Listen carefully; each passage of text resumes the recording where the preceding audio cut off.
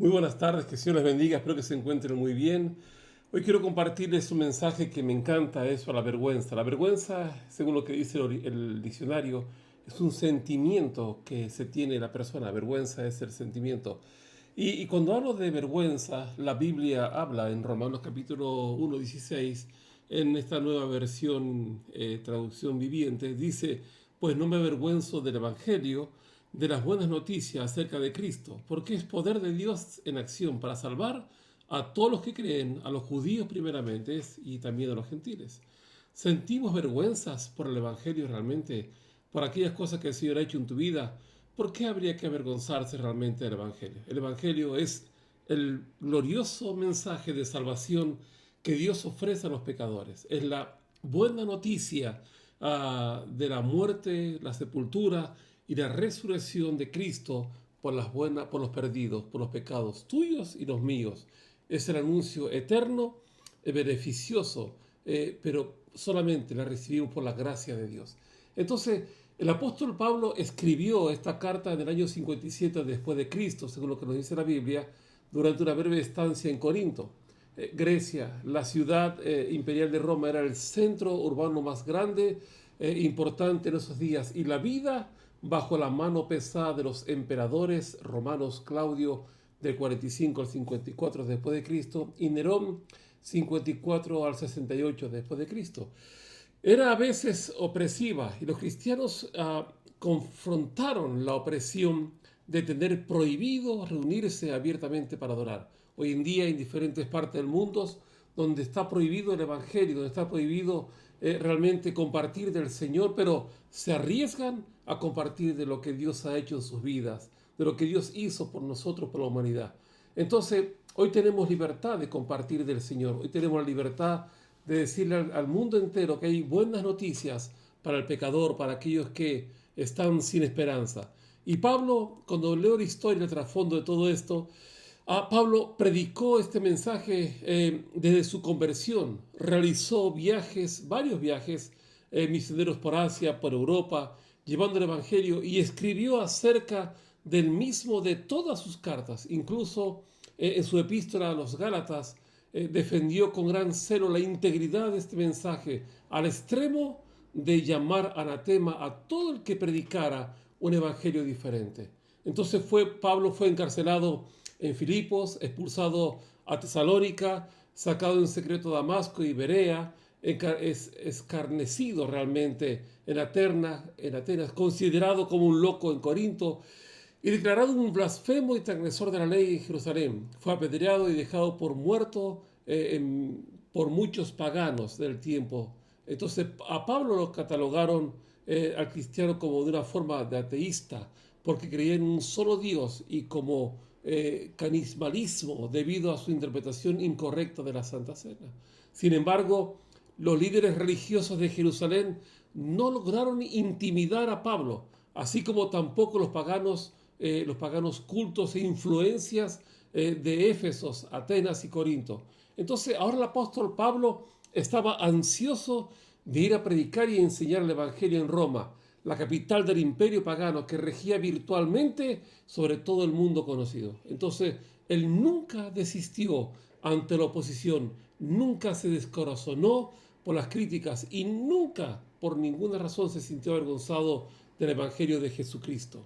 Entonces, aunque es evangelio, era entonces y lo sigue siendo hasta el día de hoy una piedra de tropiezo, según lo que dice la Biblia, para los judíos, una locura para los gentiles, y es la única forma que Dios ha provisto para la salvación de los hombres. Y Pablo estaba al mismo tiempo alborozado y determinado con denuedo a causa del privilegio que es proclamar las buenas nuevas, la verdad y su poder donde quiera que fuese.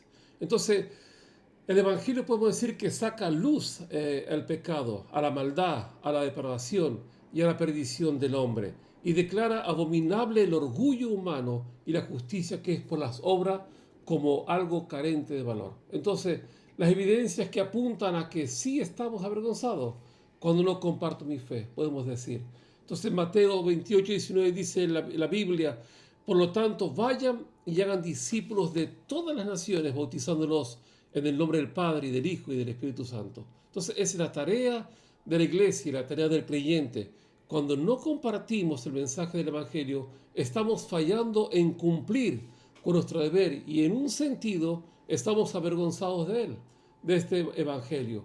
Entonces tenemos la libertad de compartir, tenemos la libertad de decirle, mira, tengo un mensaje de buena nueva para tu vida realmente. Entonces cuando mi testimonio se avergüenza del Evangelio, en el famoso Sermón del Monte, nuestro Señor enseña a sus discípulos que estamos llamados a ser la sal de la tierra y la luz del mundo. Entonces Mateo 5, 13 al 14 dice, ustedes son la sal de la tierra, pero ¿para qué sirve la sal si se ha perdido su sabor? ¿Pueden lograr que vuelva a ser salada? La descartarán, la pisotearán como algo que no tiene ningún valor.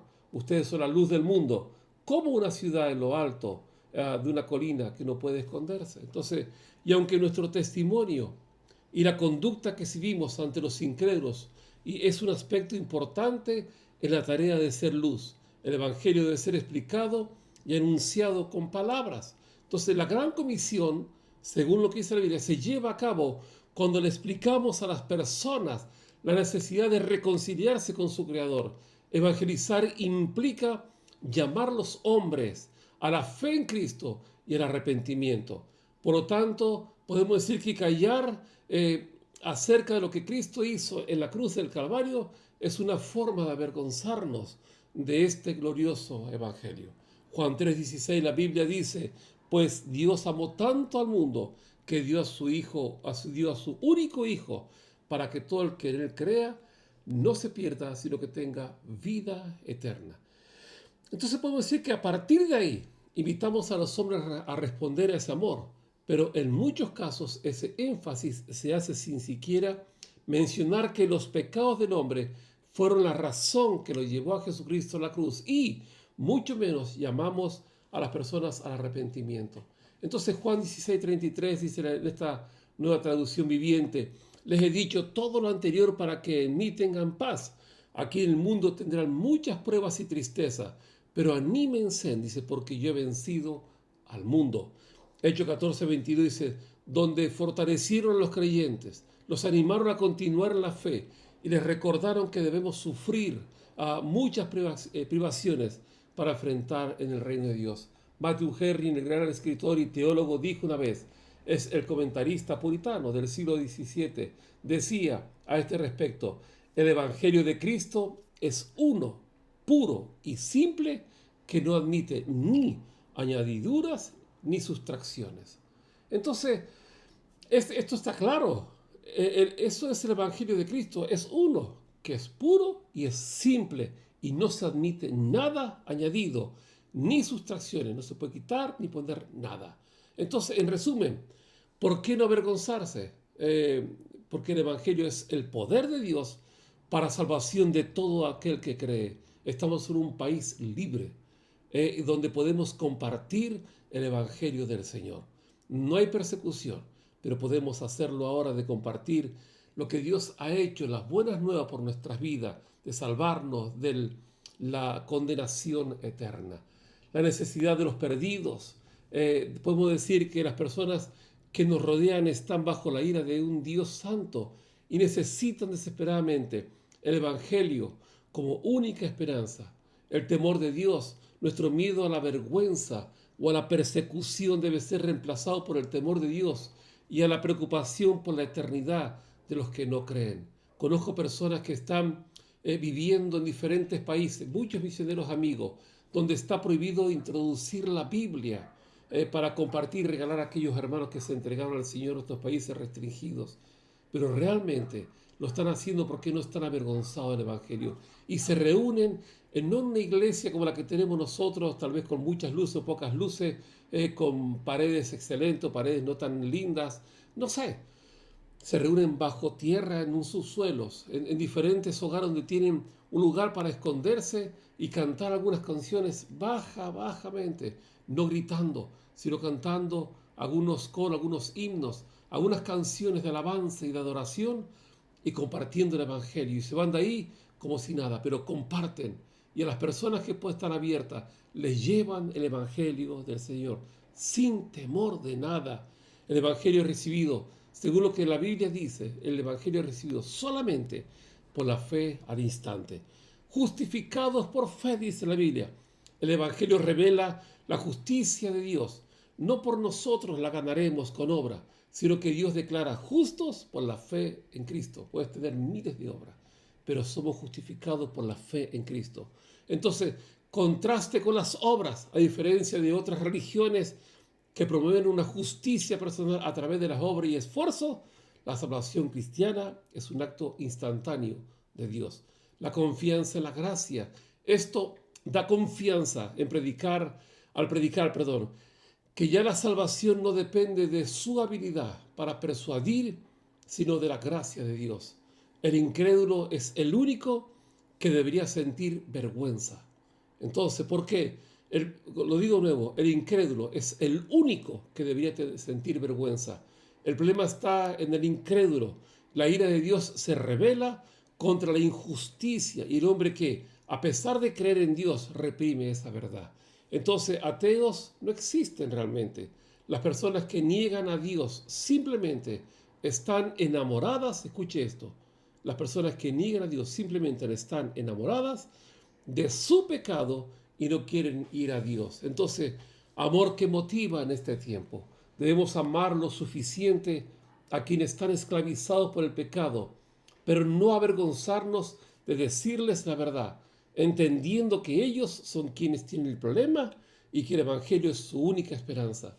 Mi amigo, mi amiga, que estás oyéndome en esta hora, ten presente que no tienes que avergonzarte del Evangelio, porque es poder de Dios para todo el que se salva, primeramente a los judíos, después a los gentiles. Dios te ama y Dios te ha dado el gran privilegio de compartir este mensaje entregado a ti y a mí, a otras personas que conozcan del Señor. Estas fines de semana me preguntan, ¿dónde vas? Me voy a la iglesia. ¿Cómo? Si voy a una iglesia. No le digo que soy un pastor, voy a la iglesia a adorar a Dios. Y no me avergüenzo de decir esto a nadie. No tengo temor de persecución ni nada parecido. Lo puedo decir, pero ¿tú vas a la iglesia? Claro que sí voy a la iglesia.